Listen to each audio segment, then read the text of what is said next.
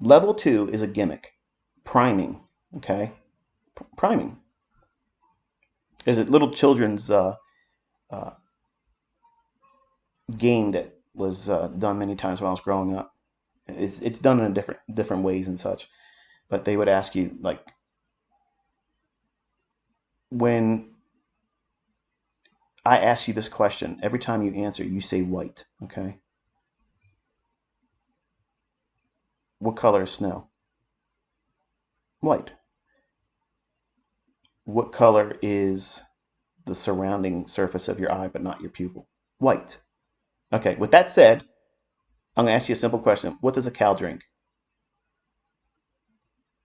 Most of you just started thinking or saying it out loud, milk. They don't. They produce milk. They drink water. That's priming. Same thing with this.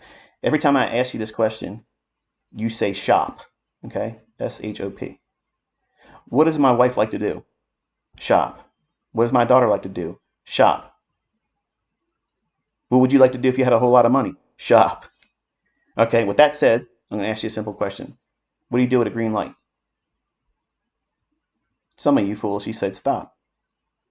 You don't stop at a green light, you go. That's priming.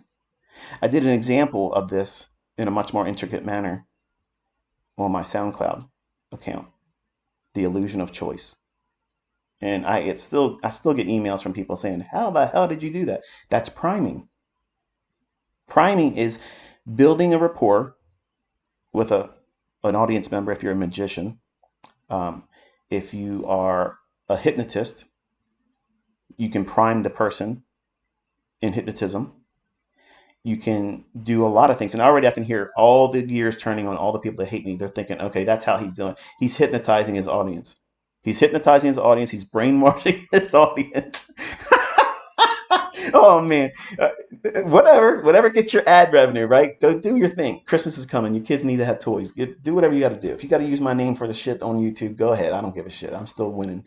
The bottom line is level 2 data is priming. Okay, it's priming. There is no advantage. There's zero advantage of having that, but it looks fucking cool, doesn't it? If you show your screens to people and it has that shit flashing on the side, you feel like you're running the Enterprise. You're fucking Captain Picard, right? You know, you're in there. You got all your bells and whistles in front of you. You're commanding this fleet of high tech real estate. It's all bullshit. It's all bullshit. Open, high, low, and close. And what time of day is it? That's it. That's all I'm doing. That's all I'm doing. Buy side liquidity, sell side liquidity, inefficiencies, and I'm building a narrative that I outlined yesterday live. No level 2 data required. No order book, no map book, no none of that horseshit. Okay? Above every single high and below every single low, there's going to be liquidity there. How do you know how big the liquidity is? What time frame are you looking at? This is an hourly chart. I have a lot of emphasis placed on an hourly chart because it's an integral part of intraday price action because it's a significant time. There's only so many hours in a session. So if you see a high that's on a 60-minute time frame, it's going to be significant. It's a very significant aspect to determining what level of liquidity you should be focusing on right now, which is why I gave my son Cameron. He has to aim for an hourly or 15-minute minimum pool of liquidity. There has to be something he's aiming for either the hourly preferably or the 15-minute time frame. So how would you use that information? I'm actually writing a book here today, by the way, in case you haven't noticed. It's audiobook. So this was the draw that we were outlining yesterday live, okay? And that was the reason why I was saying I was going to go up there. But I wasn't limiting it to that.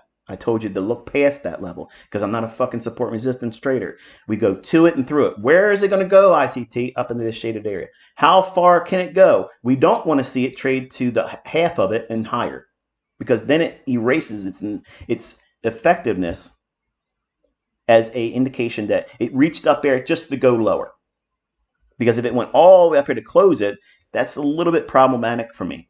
I want to see it go there and stop at or short of the halfway point. If it avoids going in the upper half of it, That's exactly the signature I'm looking for and requiring of that PD array. That 4-hour fair value gap that's shaded blue here, that very idea of it not getting to the halfway point or consequent encroachment of it, it failed to get there. That's what I liked about why I entered.